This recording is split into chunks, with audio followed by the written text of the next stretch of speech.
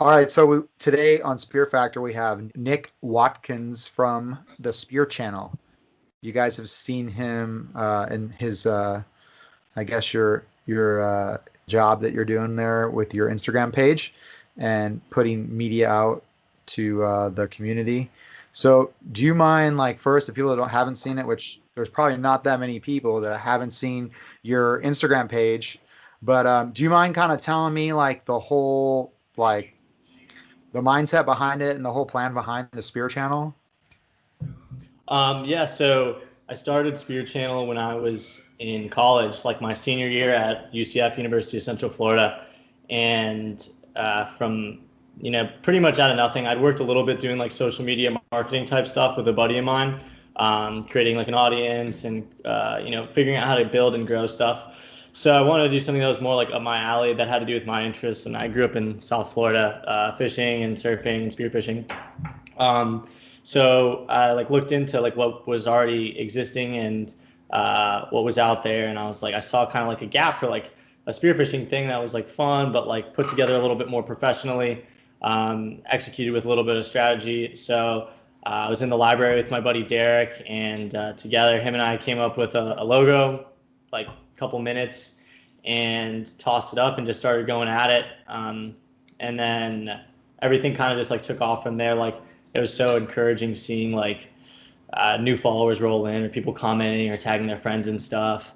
So I just like was like, okay, I got to just like keep learning and getting better at it, like figure out how to grow more. So I started like reading a lot of blogs and listening to podcasts and just doing everything I could to try to like inform myself on how to build like a community on social media. And from there, it just kind of took off. I didn't really expect it to grow like it did. And it definitely got like ahead of me. There's like a hard point where like you're trying to figure out, okay, well, like I spend so much time doing this. What do I do next? Like, do I turn it into a full-time job? How do I monetize it, et cetera?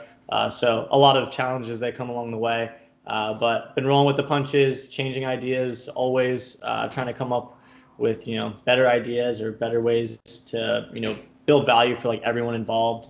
That's kind of been my goal, is just to build a community for everyone, not just like sell out and sell t-shirts or like just start an online shop or something. Like I wanted it to be something more that was for everyone, like to help everyone out. So obviously that's still a work in progress. You still will look up spearchannel.com and it'll just be a landing page. So still working on it. So would you say like your end game is basically like trying to do what the guys that surf, like what Surfline did, and we talked a little about this before, what kind of Surfline did for surfing, where it was like basically the New York Times of surfing, and any kind of information you needed, all the latest stuff and all the weather reports and all that stuff was all centrally located at that website. Would you say that's kind of what you're trying to do? I'd say it's like along the lines of that. I mean, there's so many like avenues you can go. There's so many like resources that people who want to get into spearfishing or people that are already into spearfishing could use right now. And I'd love to just have it all in one place. And I mean, that was like the original goal, was just to create like a hub that was for everything spearfishing.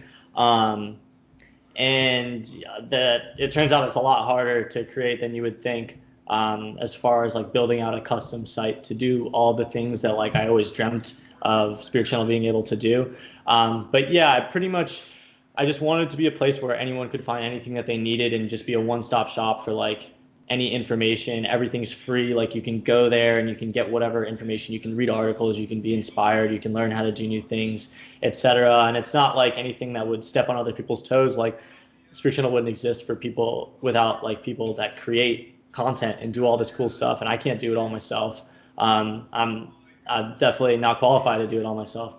So I wanted Spearchannel to be a place where everyone from the spearfishing community could come together, collaborate, bring ideas, and create tons of content, and just have this media hub where like everything is existing there. And then in the past like year, I started to realize one important thing is kind of like preserving the history behind spearfishing, and what it was and what it is today, and the evolution of the sport, if you want to call it a sport. But so with that, it came to me that I was like, well, this should also be like kind of a way to immortalize spearfishing as far as like content goes, because there's so many cool magazines and articles, and Skin Diver magazine that was around like the 50s or 60s or like long before I was born. And then, you know, current magazines and stuff like that that exist, and they come and go. They end up, you know, sitting on some shelf or in a garage, and no one gets to hear those stories again. And I didn't want that stuff to be lost, you know. I think all that stuff is stuff we can learn from and be entertained by. And it's also like so cool to look back and see what spearfishing was like 20 years ago, 30 years ago, 50 years ago. So I think now like the ultimate goal is obviously to create, you know, a very valuable resource for everyone that's into spearfishing, but also to kind of preserve the history of spearfishing in, you know, an updated like tech-based platform where it will always exist. It'll always be a digital archive for everything that's happened in spearfishing. 100%. So it's kind of like when you're, you know, nowadays with everything, they just bring everything over that was written into digital, and then you can Google it. And I've even noticed, like, when I try to find an old article from a magazine that I read from 1998 or 97, and I don't have that magazine anymore, I can't find it, and I try to Google it, like, that article is gone. It's just gone. And it was a really cool, unique article that I was trying to read to find out some information on something. It's just gone, and it's a shame that that happens. And it's like, I almost thought that maybe the people that created the magazines would have gone more digital themselves and kept, you know, more backlogs. And if the ones that did, like, just, I don't know, make everything more user friendly. And like you said, I think the big thing was put everything in a hub, so you don't have to go to 10 different websites that you don't know of because you can't remember everything. It would be great. What are some issues that you've had? Because you talked about issues, like, other than building the site, which I have experience with. I almost got divorced over it.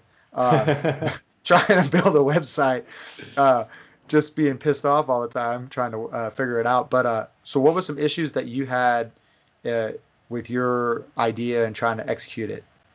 I mean, one thing obviously is just like the cost of doing it. Like, everyone just assumes websites are simple. Like, you buy a Shopify theme and you start writing, or Weebly or Wix or whatever. But if you want a website that can do all the things you want to do without restrictions, you have to custom code it. So like probably 4 years ago, I met my buddy Michael, who, you know, I'm teamed up with to try and bring, you know, the idea to life. And it's just such like a complex idea, and ideas are always changing, and like everything's built around the audience that exists on social media. So it all depends on that audience. And, you know, okay, like we wanted to have, you know, articles on there. Well, Facebook rolls out a feature where you can just write articles and put them on there too. So it's like you're in a race against other tech companies, so social media that's evolving. And then you're also trying to build something that doesn't exist for you know, something that you've done. Like, you have nothing to really base it off of. Like spearfishing and surfing, there's a lot of similarities. Same goes with fishing. But to build a platform that can like satisfy the needs of both isn't like just a turnover thing. And also, like, you can't just copy someone's code and steal their website and just have like a fully functioning site. So yeah, that's pretty tough. So it's labor intensive, and like you could ask Michael, the amount of like lines of code that he has currently is insane. And then also the cost that comes with it. Like, everyone's like, oh my God, like you must make so much money with Spearchannel. And I'm like, nah, it's really my passion project. Like, I have other business projects that I work on that pay the bills and do that stuff. Spearchannel, I never wanted to sell out. So like, now you're at this point where like you've got server costs, and you've got to pay for like Gmail and all this other little things. So there's all these little costs that add up that you're just like eating yourself. And you're not really paying attention to, because it's a passion thing. Like, it's just money that gets drawn out of a bank account at this point. And I'm like, okay, it's, you know, it's worth it. Eventually it'll go towards it. But yeah, I mean, the monetization of it, making everyone happy, becoming a legitimate source versus just being a social media outlet, they're all little obstacles that are, you know, things that need to be overcame. Even like putting myself out there and trying to put a face to the brand, and the people that are working on it behind the scenes is even tough, because it's like, I mean, you're experiencing the same thing. You have a full-time job and you get off, and you probably want to hang out with your family and do that stuff, or go diving yourself. But instead you're spending this time trying to build something. So it's a slow road, but I'm in it for the long haul for sure. And I'm excited for whatever gets put together. So Okay. Well, it's funny. You don't even think about it because that's what you love to do and that's your passion. Yeah, You talk about it's how would you make money with your Instagram or besides your Instagram? So two questions, I guess. How would you make money? You talk about monetizing as far as advertising things and like that, I guess is where you would mainly make your money. And then also besides Instagram and your website you said you're working on, what other ideas and directions are you taking Spearchannel into? so I mean, like the monetization thing, like I said, is tough, and like from the start, I wanted it to be like more legitimate. I wanted to take the knowledge. Like I spent 4 years in college learning digital marketing, and I learned like how marketing businesses work and all that stuff. I learned all the ins and outs and like where the value lies. And if you're advertising online, you know, your CPMs or your cost per clicks or this and that. So I mean, I wanted it put together like where it was just like you can advertise through Facebook, you can also advertise through Spearchannel. I'll crunch the numbers at the end of the campaign, and we'll show you exactly like what that value is based on industry standards. What I found was that a lot of people in the industry don't have experience with stuff like that, and pitching that to them just sounds like absolute gibberish. Talking about CPMs and this and that, Yeah. because and they're like, oh, well, you're just a social media page. Like, how much for a shout out? Or this or that. And I wanted to do everything like professionally, and like I wanted people to see the results, and I wanted to be able to build off the results to create more value and you know really like kill it on helping companies out. And what I ended up finding actually is the best way to make money, and the reason why I don't have like a normal 9 to 5 job. I have a marketing business that I run. Is I used Spearchannel to get marketing clients in the diving industry, fishing industry, boating industry, etc. And I built out a marketing business on the side, and I use Spearchannel as, you know, like that's my baby. Like that's how I learned how to grow audiences, and that's how I test new strategies and building stuff. And I use that kind of as a way to create a full-time job for myself so that I could support doing this stuff. So yeah, so the monetization thing, like I said, is like is a tough thing because the spearfishing industry isn't as advanced as a lot of other industries in, you know, the sense of digital marketing. Whereas if you talk to like normal e-commerce business owners, they're like on the cutting edge of like, this is the new thing, this is the best way this to sell stuff online. We're doing YouTube ads, Facebook ads, TikTok ads, whatever. If you tell people in the spearfishing industry about that, they're like, we boosted a post on Facebook once or twice and the results were okay, so we stopped. So it's been a tough sell, but monetization wise, I never really focused on it like full throttle at all, really. When a business comes to me and they say, hey, like we want to, you know, amplify our exposure and we want to, you know, feature our stuff on your channel, I'll work with them to the best of my abilities, and like they get a ton of free access to all the knowledge I've built up over 5 years of doing digital marketing now in the spearfishing industry.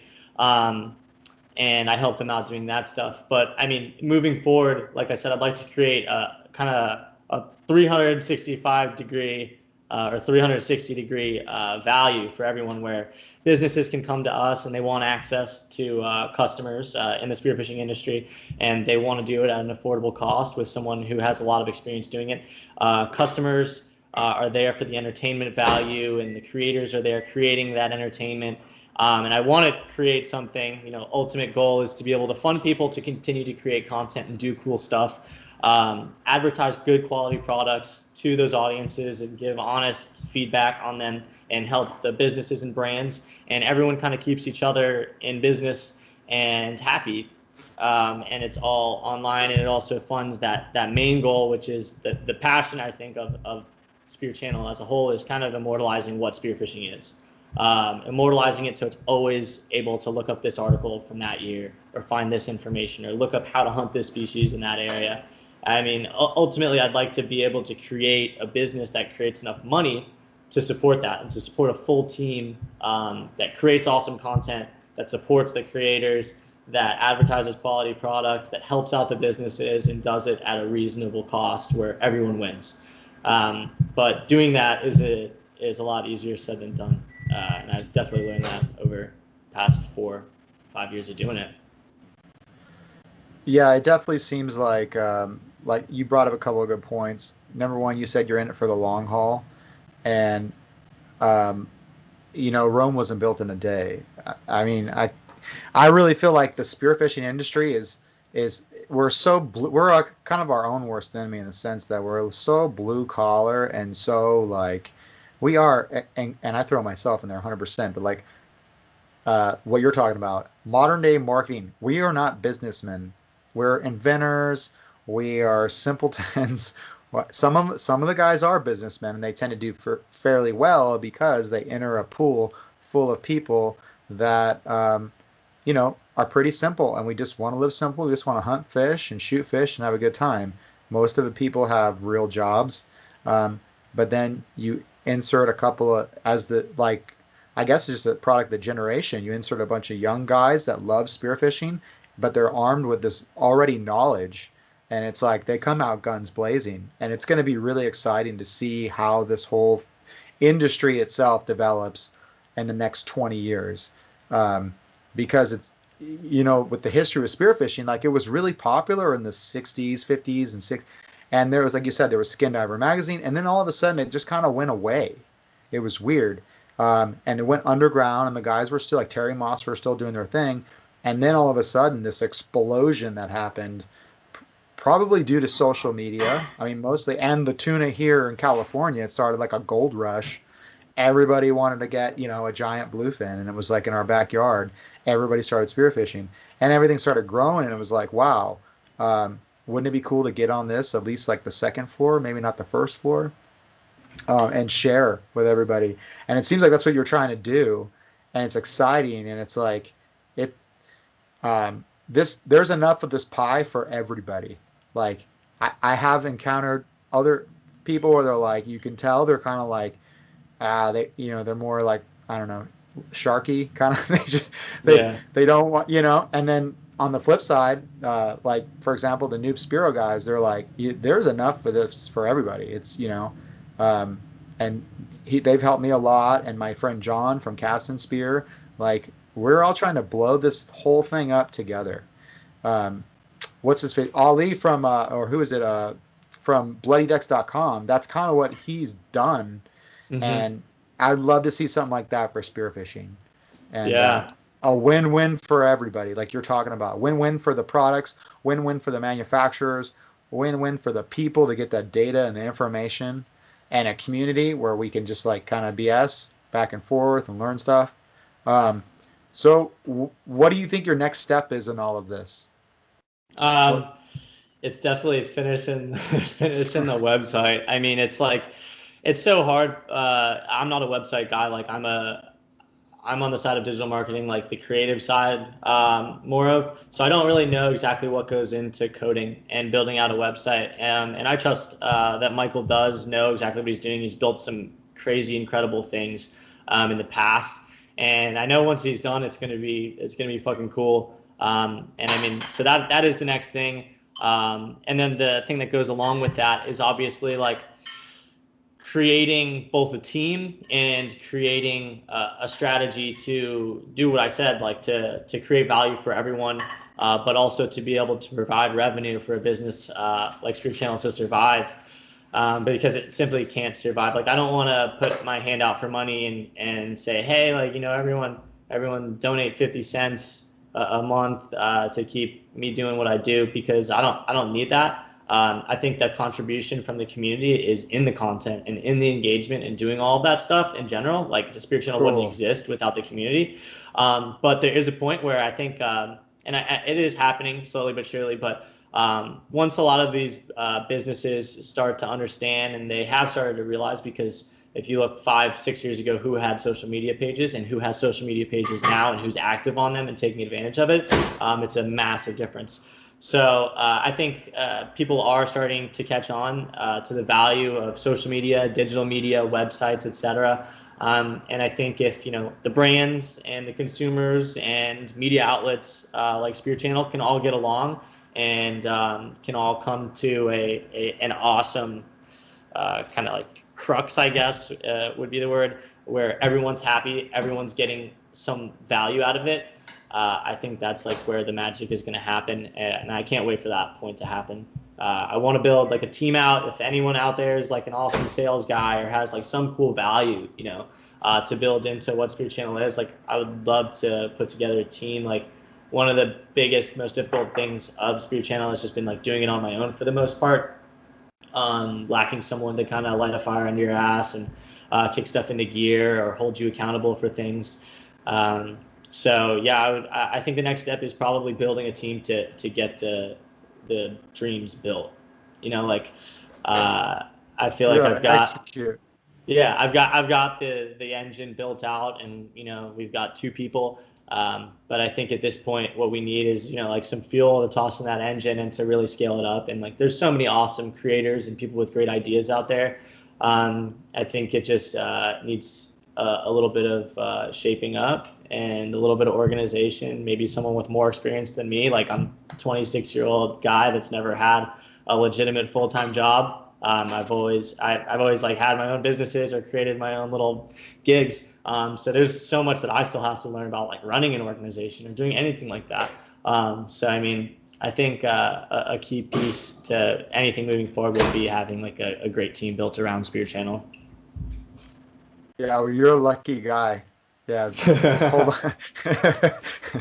It's so much better than corporate America, speaking from experience. But you have so much flexibility when you're in that situation too, you know. But I understand what you're saying. I could see what you're saying, where there's that line that crosses between getting basically money coming out, and money, and not just money, but time, and not getting anything back.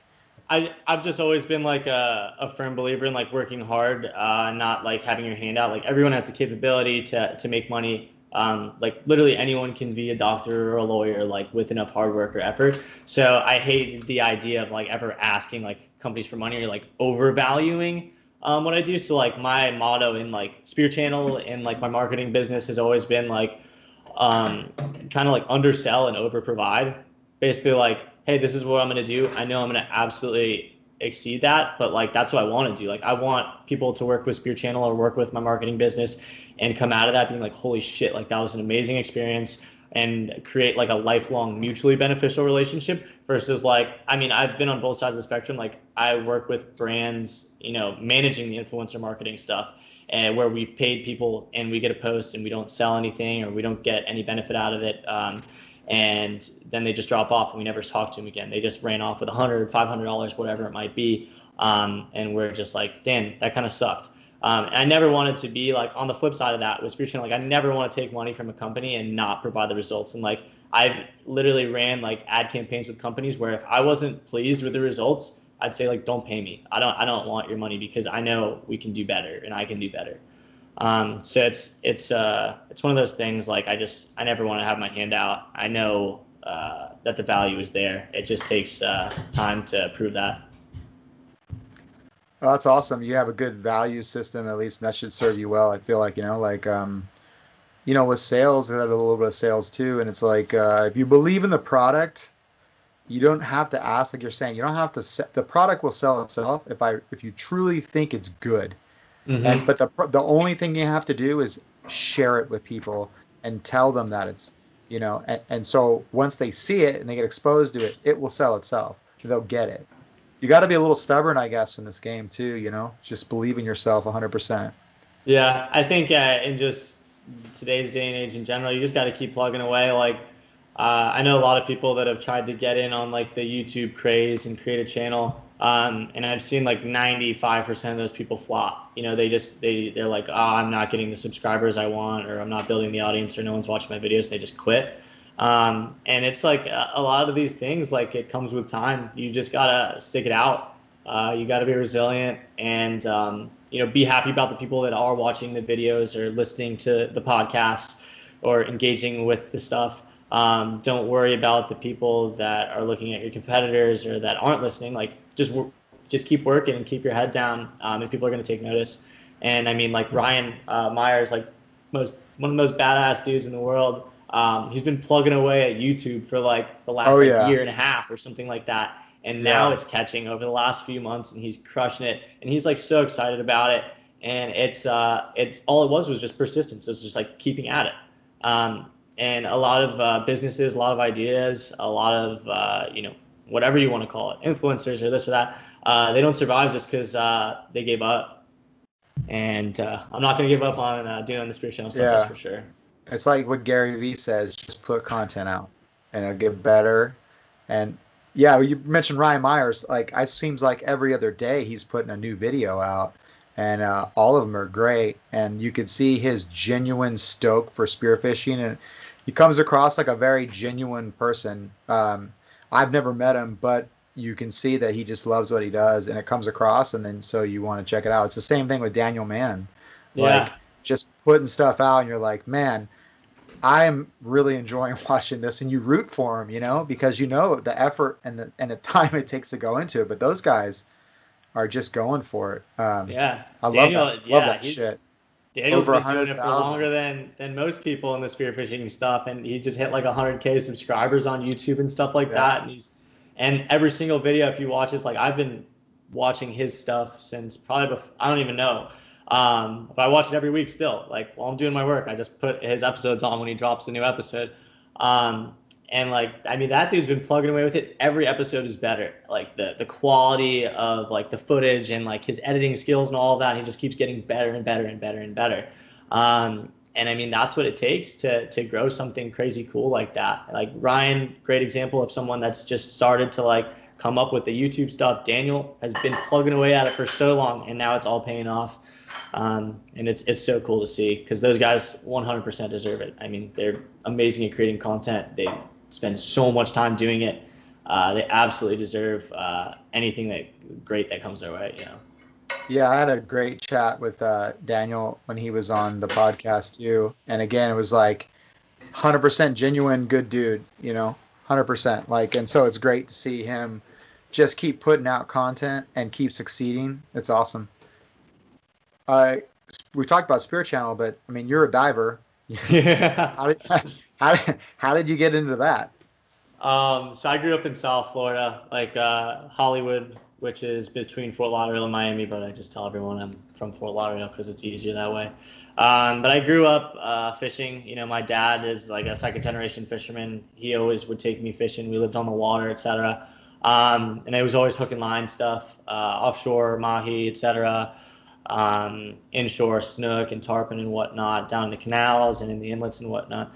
So my buddy was like, I think I was like probably 14 or 15.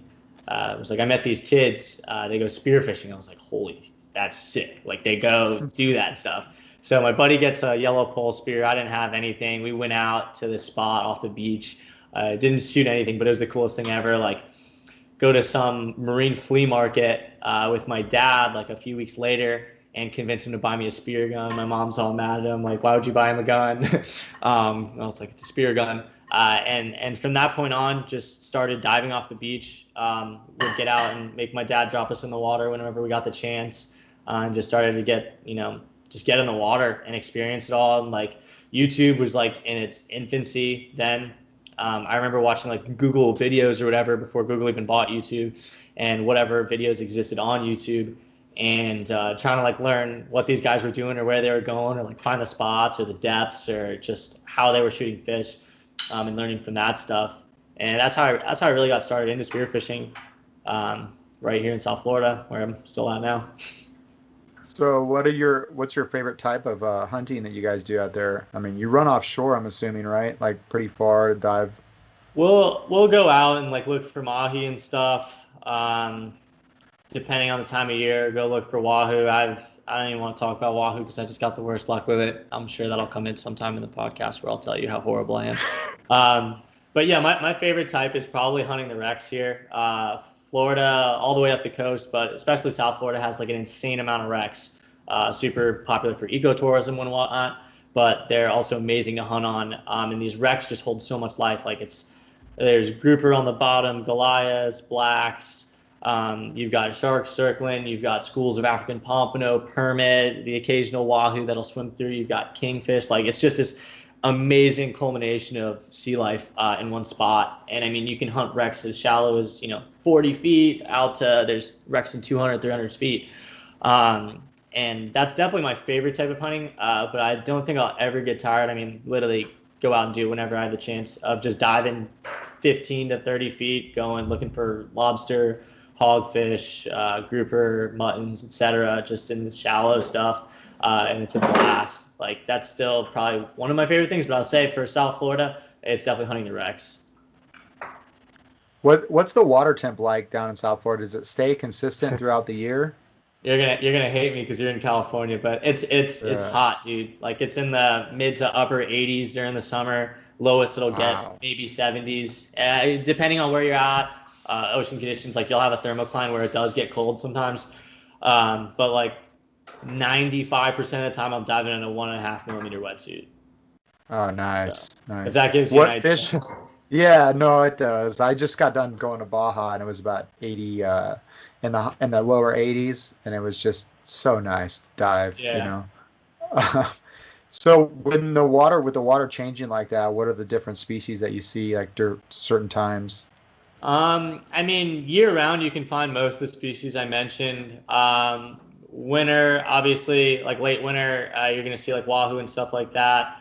Summer's mahi time, like even towards the end of March, you get big bulls that roll through. You go out, look for weed lines, or you look for breaks, or you look for floating stuff, and you can pop some nice mahi. Throughout the year, there's hogfish, there's grouper, etc. We've got pretty good regulations. I think the Florida Fish and Wildlife, which is like the conservation commission that deals with all the regulations, does a really good job at regulating seasons and keeping track of everything. So a lot of the year you'll see grouper and you'll see hogfish and you'll see muttons and whatnot all around. But there's a lot of closed seasons, for instance, for grouper, for hogfish, for lobster, etc., which keeps all the stocks healthy, which is like, I mean, a privilege to have. Like I've seen videos from places where you have to dive 50 meters to shoot what we can go shoot in 20 feet of water. So there's got to be something that we're doing right over here for sure. But yeah, I mean, you can go out any time of year and shoot something cool in South Florida. It honestly is pretty cool, and especially because where we're at, you don't have to go far to get into deeper water.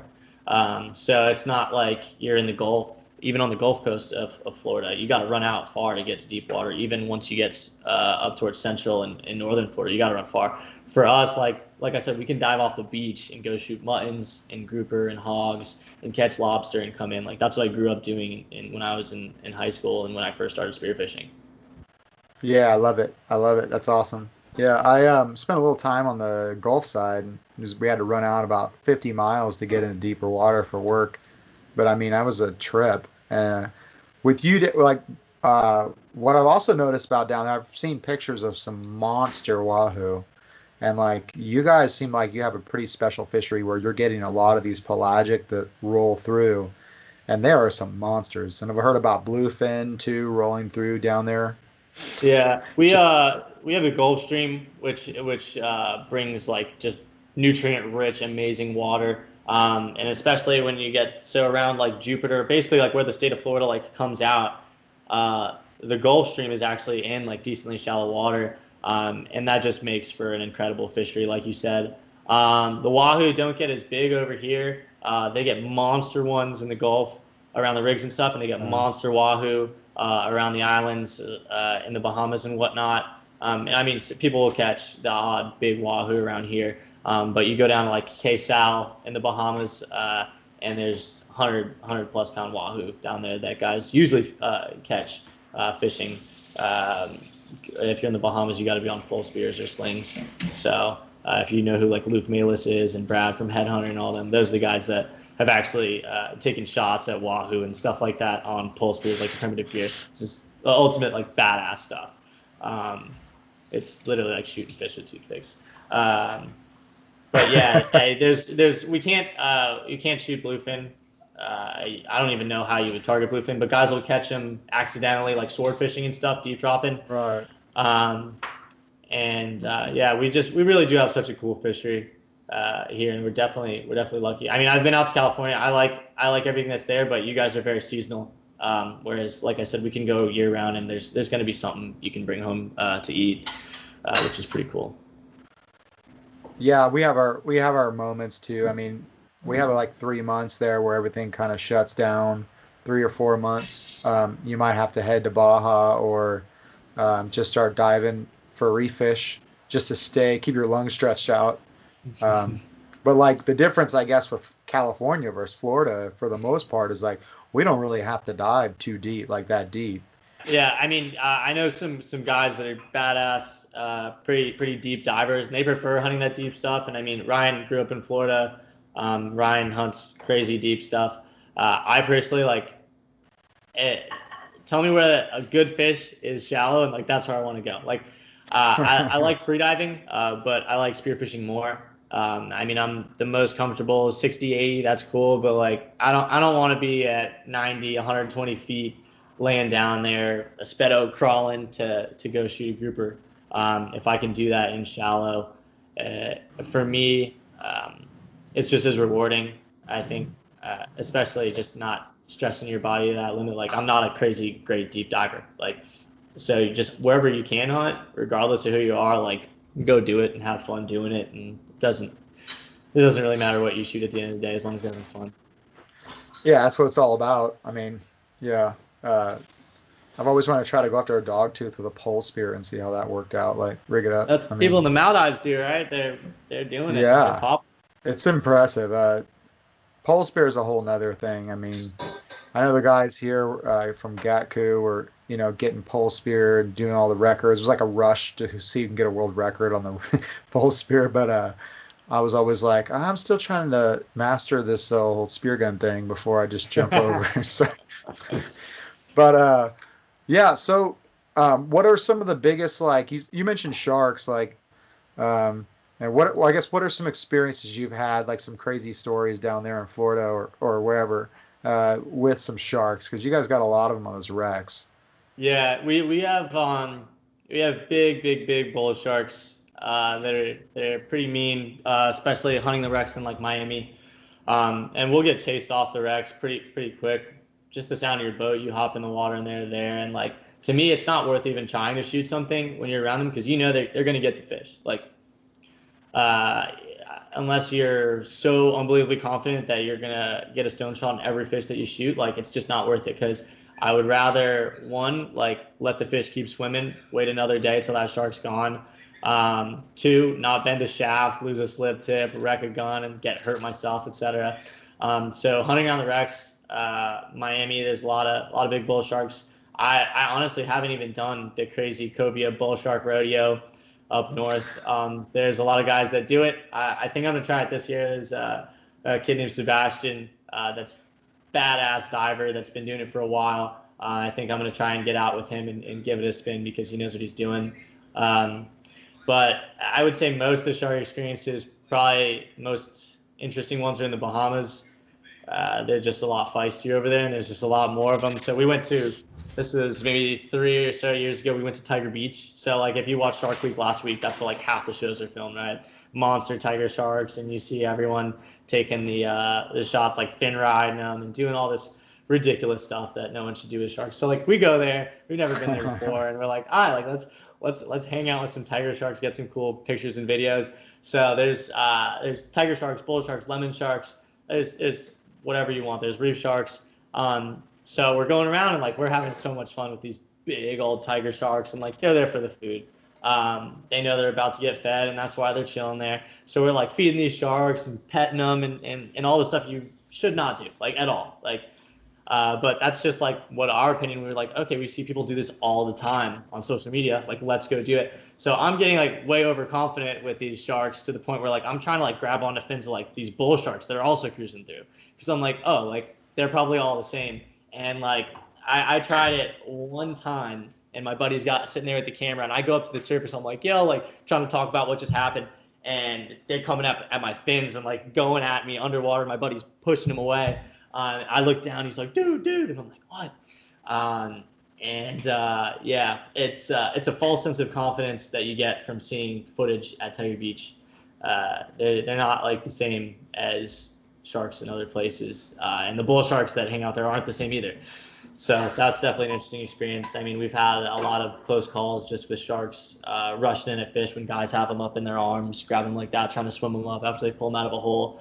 Luckily we dived with a lot of people, like 3-4 people in the water, to be able to prod them off. and we move spots, like there's no point in really pushing your luck. Like especially in the Bahamas, like you get bit, and if you don't have someone that knows what they're doing, how to treat that stuff, like you'd be in a really bad spot really quick. So to me, it's not worth it to risk Yeah, it. it seems like you're pretty far, from medical, like proper medical care too when you're out there. There's people that'll stitch you up, but like there's not, like, it depends on the island that you're at too. There's a million freaking islands in the Bahamas, but the last thing you want is to have a serious injury and be 50, 60, 70 miles away from like someone that can actually take care of you or save your life. Yeah, and it's funny too because it doesn't really matter on the size of the shark. People like see these little sharks and they're like, sometimes the little ones get really fired up, and it's like that thing will cut your artery just as much as the other thing. Mm-hmm. The sharks that were going for you at the surface, was it all just mainly the bull sharks, or the tigers were too? So it's actually been it's usually like the little reef sharks that are cruising through. We don't see bull sharks every time when we're in the Bahamas, and the tigers. Or I mean, if you're in West End, so that's where Tiger Beach is, the tigers will be there. I tried spearfishing, actually. This is actually a decent story. Tried shooting chum to use at Tiger Beach, a couple miles away from Tiger Beach, and obviously the sharks are still cruising around there. And I shot a yellowjack, which is like, anyone from Florida will know, like yellowjack rainbow runners, like sharks love them. Like they absolutely love them. So I popped this yellowjack. I'm on a pull spear with a belt reel connected to it. And maybe 10, 15 feet away from the surface, two big bulls come out of absolutely nowhere, just start peeling away with this. My belt reel fries up and just stuck, and I just start getting dragged. And I'm like, all right, like I'm losing all this stuff. I'm ready to pop my belt off.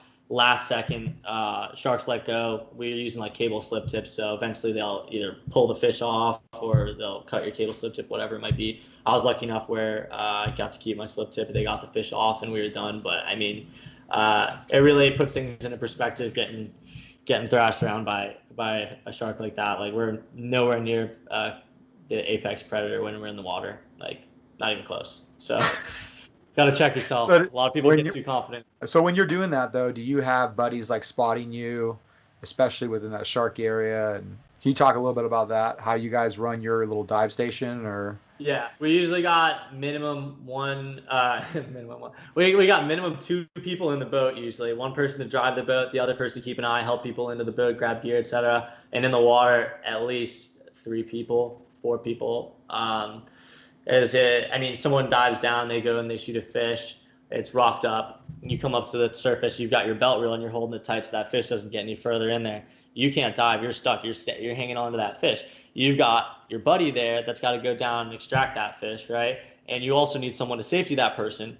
If you're diving with less than 3 people, and you're hunting fish where you're hunting bigger stuff, there's sharks around, like the more people the better. Like I'd rather fish get scared off than be in a situation where it's just me and one person fending off 10 sharks, like I said, I guess maybe I just err on the side of caution with that stuff, but to me it's just not worth it. Like no fish is worth your life, no fish is worth getting bit, no fish is worth your buddy's life.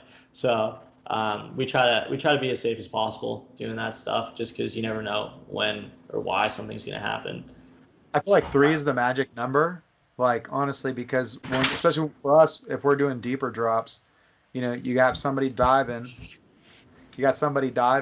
then you've got somebody recovering, and then you've got somebody already breathed up, ready to help and spot the guy. So, we do the same thing. We've done it when we shoot a fish, and you've got to get down to that fish while your buddy, if it was a deep drop, he's coming up. And with the smaller sharks, we can grab the fish and kind of like state our claim on it, and they kind of back off. This isn't with bull sharks or anything like that, but we found that kind of works, and then somebody's spotting you if they need a second shot or whatever it is. So good stuff. And then where have you traveled? Have you had any traveling plans in the future, or what? With the COVID stuff, it's kind of thrown a wrench into everything. Like last year, got to go to Panama, got to do some cool trips cruising around California. And this year kind of threw a wrench into that. But we did have a window to be able to go to the Bahamas, so we went and stayed in Andros for a week. Me and 5 of my buddies, we drive the boat over from Fort Lauderdale, I think it was, don't quote me on the distance, but it was a long trip. Yeah. Okay. We went down, and you got to go around the west side of Andros and come down past the tongue of the ocean, then come down to the east side of it. But it was an awesome trip. I mean, especially just because none of us had really gotten to travel or do much lately, and we got like super lucky. I never dove there, and none of my buddies ever had. And we lucked out because apparently that's the time of the year when the sharks, the reef sharks there are spawning, so they're not actually in that area as bad. We also hit a full moon, so we had schools of 100 mutton snapper cruising by, which is like my favorite fish to freaking hunt, and just a lot of cuberas, big groupers, like just an absolute awesome trip. So that was a blast, and it's probably the most we could do as far as international travel during all this right now. But I'm definitely trying. I mean, depending on where all this stuff goes and the travel restrictions, like just experiencing more that's in the U.S. Like you can go to Louisiana and shoot yellowfin tuna. You can go to North Carolina and shoot monster wahoo, giant APs, huge hogfish. And the same goes for most of the areas in the southeast region, or you can go all the way up to Rhode Island. And there's so many cool places in just in the U.S. to go hunt fish and shoot something crazy cool. So I mean, I'm looking forward to trying to do some of that stuff, stay within the United States and do that. You kind of hit the nail on the head with that. I mean, the U.S. is really, like you're talking about, the Gulf Coast is unreal. Yeah. And then, we've got our stuff out here, and then Florida's totally different with their, so how was Panama when you went down there? Did you go down there for a yellowfin too, or just? Yeah. Panama is another heartbreak story. So yeah, I know you're gonna eventually ask a big fish, and I forgot about the wahoo story. I gotta ask you about the wahoo story. So wahoo is it's just like it's like a curse. But now the same goes for like yellowfin tuna too. So I've kind of put it all down and just calling it like a blue water curse, I guess. But yeah, I went down to Panama last year. My buddy Arno runs an operation down there called like the Pelagic Hannibal Bank. And my buddy Nick went down there with me because he speaks Spanish and I don't. So we go down there and we shooting other guns, these monster hybrid wongs, and dude, like I couldn't hit anything. Like it was the most heartbreaking thing. Like you hop in the water, it's the most like intense form of spearfishing that I've ever done. Like you're cruising around this little panga going 30 miles an hour and you're chasing after dolphins, and some dude's like, throw it. So you throw your float, 5 seconds later you toss your body and you immediately just drop down to the bottom. You see pods of dolphins cruising through, and then you just see these like sickles, dude. Massive yellowfin, like 100, 200 pound fish.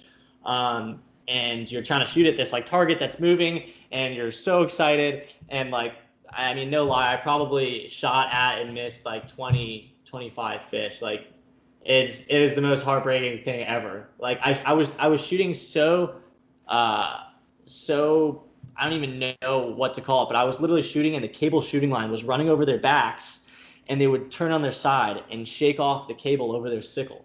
And it was absolutely heartbreaking, but one of the coolest experiences ever. So I mean, with spearfishing, it's usually the fish you don't get and the fish that get away that like keep you wanting to keep doing it. So Panama, like as soon as I can get back over there, I'm going back to Panama. I'm popping a yellowfin. I'm gonna do it.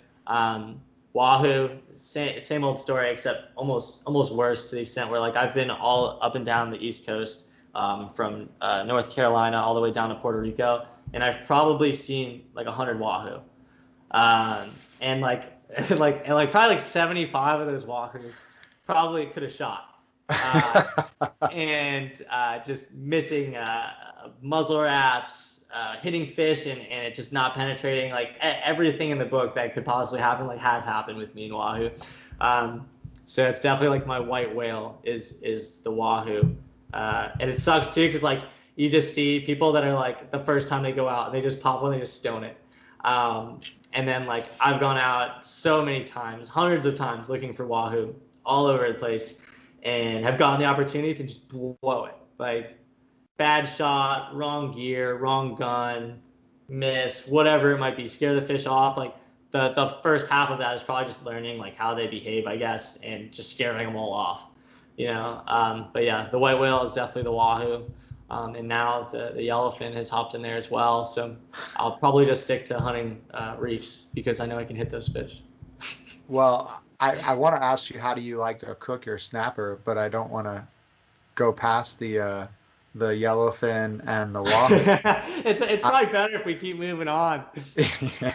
It's a I have hard. taken 2 shots at wahoo in my life, and the first one I hit it in the dorsal and it knocked it over, and then the other time I was like, I'll aim a little lower this time, right under its belly, and then that was it. I've seen buddies try to land them and they get sharked, and we've got quite a few, but that was it. I was like, oh, I gotta get a wahoo. I gotta just check that box off. I don't care how big it is. Yeah. Um, yeah, you're not the only one. I get it. And there's a lot of people that have it, but not as many people that have fucked up as many opportunities as me, I don't think. I was just gonna say, it's really about opportunities, but yeah, I've been given 75 the opportunities. I just haven't closed the deal. But it'll happen. Like I said, Yep. that's what keeps you coming back every time is usually the fish that you don't get. So, Yeah, it's a drug, man, for sure. The what ifs, like, yeah. So the yellowfin, it's pretty much, it sounds like bluefin when you're hunting bluefin, pretty much like where you're just going, going, going. There's nothing for depending on the school. It's like you just jump in and you just go push a dive. You meter them and you just push a dive. And there's nothing like breathe up and spiritual about it all. I equivalent to like being in a football game where it's like, here we go, here we go. It's like you're trying to hold your breath and you're getting vortex and you're like, are you kidding me? Waiting for the shot. Yeah. So why do you think you were missing so many times? Like, was it just the gun, you weren't used to the recoil of a bigger wooden gun, or? um, I'd like to blame it on the gear. I think a lot of it was just like getting in my own head after missing a few. But I only shoot rear handle guns. Like that's what I've always shot. So I'm used to rear handles. This gun is a mid handle and it's a hybrid. So like that muzzle kicks. Like you've got a big chunk of wood and then a carbon tube on the end and 5 16 millimeter bands.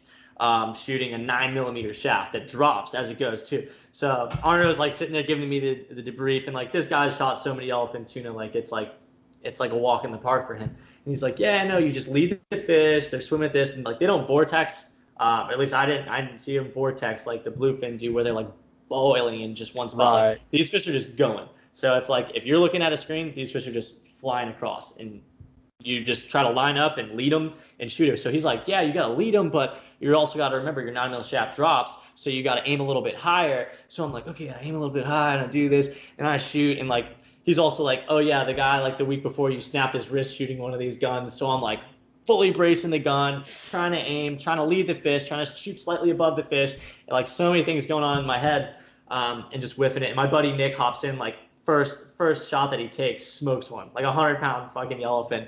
Yeah, I'm like buddy. so stoked for him, but like when it happens, like when someone else gets a fish and you're like, man, I wish that was me, and you're just like, I'm down to help you, like I'll put a second shot, I'll do this and that, but you're like, oh god, and then like the pressure's on because like now I got to get mine.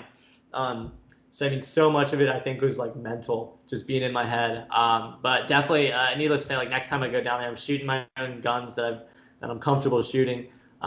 And going into it with gear that I'm comfortable with. I think that's like a mistake a lot of people make, is just like you go on a charter, you go on a trip, and someone just hands you this gun, they're like, go shoot it. Like you hope it shoots true, and you hope there's no like learning curve to it. But like fact of the matter is, a lot of guns are not designed by physics and science. They're sticks with shafts on them with bands.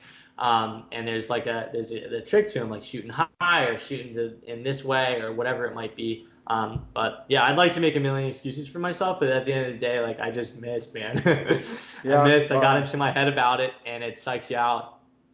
yeah, I could totally relate to that. Yeah, it's So was the visibility really good out there, or is it kind of It's murky? crystal clear. Like offshore, Oh, you're in okay. this beautiful blue water. There's guys running other boats around with like big old bow pulpits on them, slinging poppers at these fish. And then there's the commercial fishing boats cruising around, and then there's you like cruising around with your you guys using like the tuna boards, because we were using boards instead of normal float. Yeah. Yeah, so we're sitting with those on our laps, like You're sitting there with the bungee and this massive freaking gun that like the last thing you want to do is miss and have to reload this thing again because it's the biggest pain in the ass. It's so hyped. It's so cool, and it is also a real big heartbreaker when you miss. Yeah, so those balsa boards, actually, I think I talked to your friend. He is saying that they've taken them down to 250 meters, the fish, and they're about 50 pounds positive, I guess. So they don't put as much drag on the fish the way that like some of the other floats do, the heavier, bigger floats. And they just let them take them down, and that way the fish gets tired out. I think he said the longest one that's been down was either 5 or 7 minutes or something like that. Yeah, I watched a couple floats go. He's got his own way of doing things there, and it works for him. A lot of guys like to set up like a staged buoy system where they've got a 100-foot bungee and a buoy, and then another bungee and another buoy. He sticks to the tuna boards in a 50-foot bungee, and he lands a lot of fish. So just goes to show whatever works for you. Oh yeah, it's like there's more than one ways to skin a cat. I mean, there's definitely the concepts that all apply, but you can apply those concepts in many various different ways too. Have they ever tried like chumming for the yellowfin down there? Because I know yellowfin, like you're saying, they're darting, they're going. Yeah. So go ahead. There are guys that do it, other like charter operations, I guess, but this is just the way that Arno does it, and that's how he likes to do it. It's definitely the most exhilarating way of doing it. Albeit, at the end of the 2 days of hunting, I put on, probably like 200 dives. It's crazy. But at the end of that, I was like, yeah, I'd like to just sit on top of a flasher and just chum these things up and go like take a shot like that. But yeah, you can do it that way. There are guys that do it that way. I mean, you've probably seen the videos from like Ascension and all those ridiculous Jurassic Park islands where the tuna just come right up to you. And people, you can't shoot the yellowfin like that as well. It's just not how Arno does it, and that's not how we did it. Every reef, it seems like the fish behave a little different. Like you can generalize, but really it's like they fall into one category or another. I mean, we went on a recent trip and it was like, okay, we built the way on this particular day at this spot, we could dive bomb them. We couldn't espeto because once you go down, they leave, they look at you and they don't come back. So it was like the only way to get the grouper is when they're coming up and they're looking at you as you're dropping like slowly, just super slow, and meet them halfway and tag them and then come up.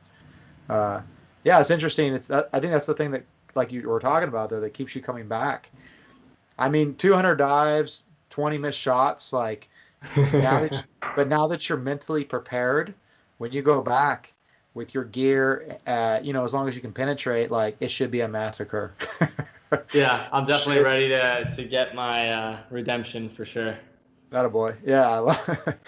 Yep. I think we all have those fish like that too. And I totally know what you're talking about, where it's like you just lost the fish of your lifetime and your buddy just landed his and you're like, well, all right. Yeah. So it's tough, but you got to be stoked for him at the same time. Yeah, for sure. So you're planning to go back to Panama when this whole COVID thing is over. Like, what are some dreams trips for you though? Like, what are? I would love to go over like Tahiti, Fiji, like those places where like the insane fish are, like the fish that have never seen humans, like the monster dogtooth tuna, the triple-digit wahoo. Like one thing I really, really want to shoot is like a uku, like a job fish, so bad. I want to shoot one of those. I don't know why. That's like a fish I really, really want to hunt. I've never gotten the opportunity to do it, but that's definitely on the list. But those areas over there are just absolutely insane. Like Fiji, Jaga. like I said, Tahiti, like yeah, Jaga Crossingham, Nottingham, one of those names, and then Gerard Grave. There's just it looks amazing, and just like the location in general, and they've got these massive pinnacles and just wahoo as far as the eye can see. So that's definitely the dream, is to get out there and hunt some of those fish.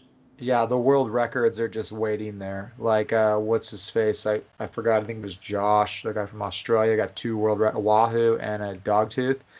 Yeah, there's so much that goes into it that from the outside looking in, like people wouldn't get. Like for instance, like literally trying to make lobster mac and cheese, right, for dinner, and we go out and we catch lobster, and like usually we do it the easy way, like just grill them, eat. But like you think about like the amount of money that goes in, like you go out on the boat, you spend your money on gas, you spend your time doing that, you go to the store, you buy all this stuff to make like this dish. You're probably in it like $150, $200 to make this fish or this lobster that you just shot or you just caught.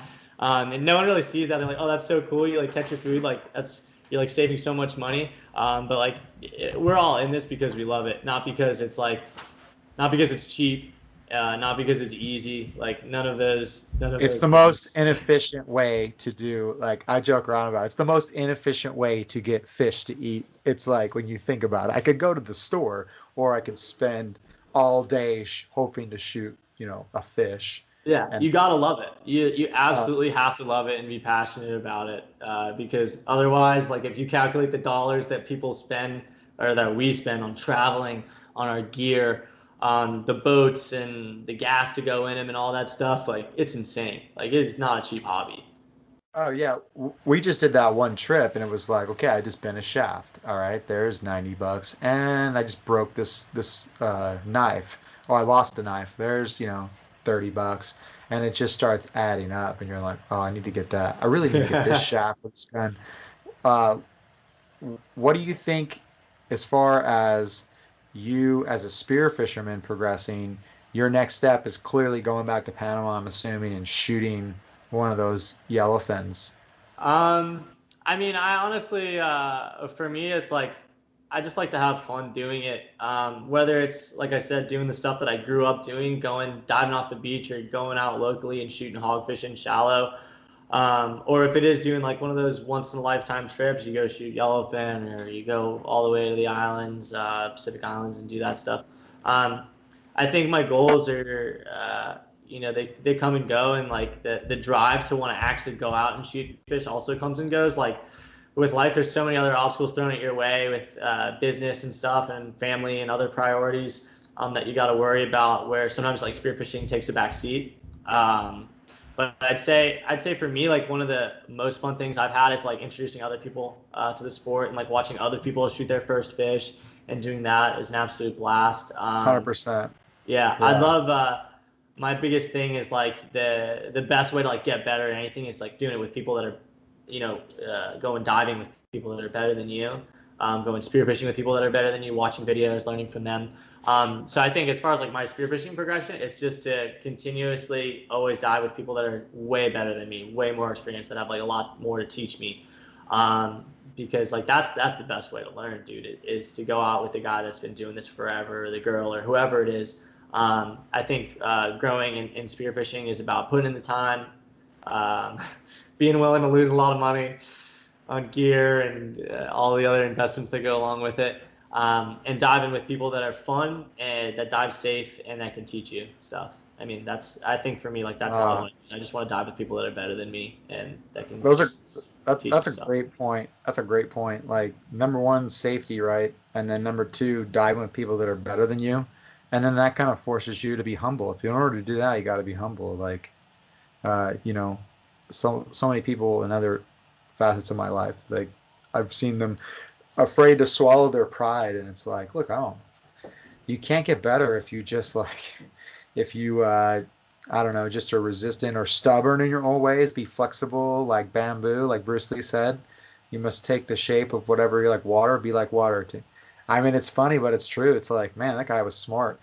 Yeah, you definitely gotta swallow your pride. I mean, like, you can ask anyone. I'll be the first person to tell people that I miss fish all the time. I'm not the deepest diver, like, et cetera, et cetera. But it's fun. Like, I do it for the fun of it. Like, I don't care about world records. I don't care about shooting a bigger fish than my friend. Like, I just care about being safe, having fun. And at the end of the day, if you come home with some quality fish, and you can gather around and eat fish. Like that's also probably one of my favorite things is like when you pop like a nice fish and you can hit people up and say like, hey, I've got fresh fish. Like, do you want some fish? And like seeing how other people cook it or inviting a bunch of people over to like eat food and whatnot. And like you went out and you got that for them. That's like one of the most awesome and definitely like a humbling experience as well that goes along with it. But yeah, you got to be humble in spearfishing. Yeah. So how do you like to cook your snapper? So actually, you'll find this funny.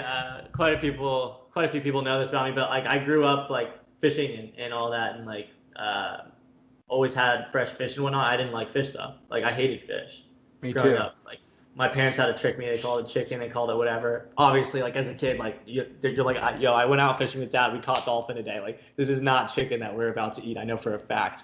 So I didn't even like fish for a long time. Fish, lobster, etc. Like we would go out and catch lobster off the beach, come in and sell them to people, and then go buy like dinner somewhere. Like go get steak.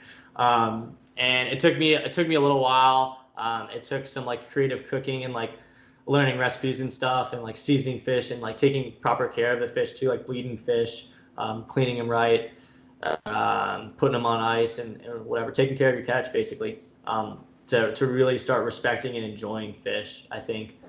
So if the question is what's my favorite way to cook snapper, it's always been like fish tacos. But ceviche is coming up on being a favorite for sure.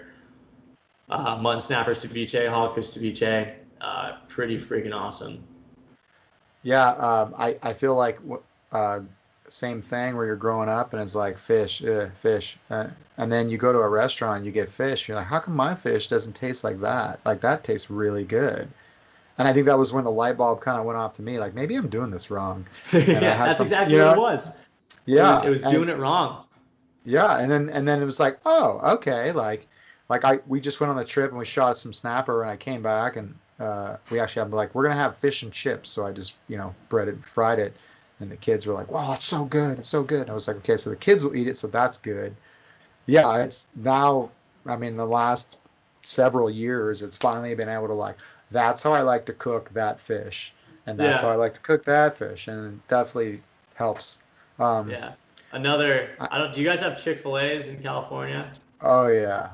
Okay, so this is probably definitely one of my favorites for snapper is just normal breading fried fish and dip them in Chick-fil-A sauce. It is so good. It is literally like amazing. My buddy was doing it. This is like 2 years ago, 2 years ago, and I was like, dude, that's so weird. Like pulls out an old packet of Chick-fil-A sauce and puts it on there. And I tried it and I was like, holy shit, this is like amazing. So that's like one of the go-to ways. Is just quick and easy. Like chop up a bunch of chunks, bread them, fry them, dip it in Chick-fil-A sauce, have some rice or like French fries or something with it. Amazing. Easy too. That's so you guys all hear that. That's awesome stuff there. I mean, my son loves Chick-fil-A, so he'll probably love that too. Chick-fil-A sauce, it's the move. That's it. I really want to try that now, and I got snapper downstairs. I think I'm going to do that. There you go. Awesome. Well, thank you, Nick. That's great. So we're pretty much out of time. We could probably wrap this up. I know you're busy, but how can people contact you? Everybody knows Spearchannel for the most part is your IG account. Your Facebook though, the Spearchannel Facebook. Can you talk a little bit about that? I guess. Facebook is kind of like a different animal than Instagram. The original goal was to have like longer length videos posted there. However, the YouTube craze has kind of put a damper on that because everyone just wants their long videos on YouTube as opposed to Facebook. But Facebook, it exists. It's up and running. It's a different audience, usually a lot more of an older audience, actually, but it's kicking. That's facebook.com/Spearchannel. Everyone knows where to find it on Instagram. Spearchannel.com. You can go put your email in, and we'll email you whenever the website's ready, which is hopefully soon. Mike, hope you're listening to that. And then my personal stuff. You can hit me up. I have an Instagram as well. It's at Nick T. Watkins. Don't post as much there. You might see some dog content, but it's mostly spearfishing and diving. And you can hit me on email at nick@spearchannel.com. One thing, and people actually get offended by this a lot, is they're like, I DM'd you on Spearchannel, you never got back to me. So if a DM ends up in the requests and I don't see it, which like a lot of the times I don't because they just get flooded with stuff, I might never ever see that message. So I've literally, like, guys that I dove with after the fact were like, yo, I thought you were going to be a dick. Like, I DM'd you a video on Spearchannel and you never replied to it. And I was like, dude, like, I honestly, like, let me go look. Like, I never even saw it. But yeah, so if you can't get me on Spearchannel, like, maybe hit me on my personal thing or comment on a post and say, like, yo, check your DMs, dude. So yeah, a bunch of places to reach me. Hit me up. Any ideas or projects, or if you think you have a cool skill and want to be a part of the Spearchannel team, climb aboard. I'm definitely always open to new stuff and new diving buddies. Like, I'm in South Florida. If anyone wants to dive, I got to come visit you in California. I'm 2 years deep Oh yeah, going out there absolutely. for bluefin with no bluefin. So that also is a thing. Oh, that's a whole thing for a lot of people. I mean, it's weird. It'll just be on one week and then it'll be shot. I've gone out like 30 times last year, shot 3, and that happened to be I went out twice that one week, and then that was it. Yeah. But yeah, you just got to be stubborn and persistent. That's it. Sure. But absolutely, come on out and we'll go out. We just got a new boat, so it'll be nice. It's bigger, it's nicer. So yeah, it'll be awesome. Hey, thank you so much, Nick, for everything you're doing and getting the content out to the community. And thank you for always being super supportive with me as well and just chatting up, man. I really appreciate it. Yeah, And dude, for sure. Thank you for having me on. And it's always cool to talk and chat and put myself out there a little bit more as well. People see the videos, and actually, it's funny. Like, I post my own videos a lot too, but like I never say like this is me doing it. But yeah, it's cool to put myself out there more too, and get better connected and better acquainted with other people in the community. And like you said, like there's so much of the pie that everyone can share it. Like, I love working with you and chatting with you and brainstorming with you, and like, gotta have Spearfactor podcast sitting on spearchannel.com, that's for sure. I'd love to. Yeah, I've talked to the noob guys too. Those guys are great. Isaac's great too. Just a real nice dude. He'd probably love to do it as well. For Um, sure. yeah, thank you, brother. I appreciate it, man. Yeah, have a good night, man. We're gonna try All to right. dig into some lobster mac and cheese. Yeah. All right, have a good one, man. Okay.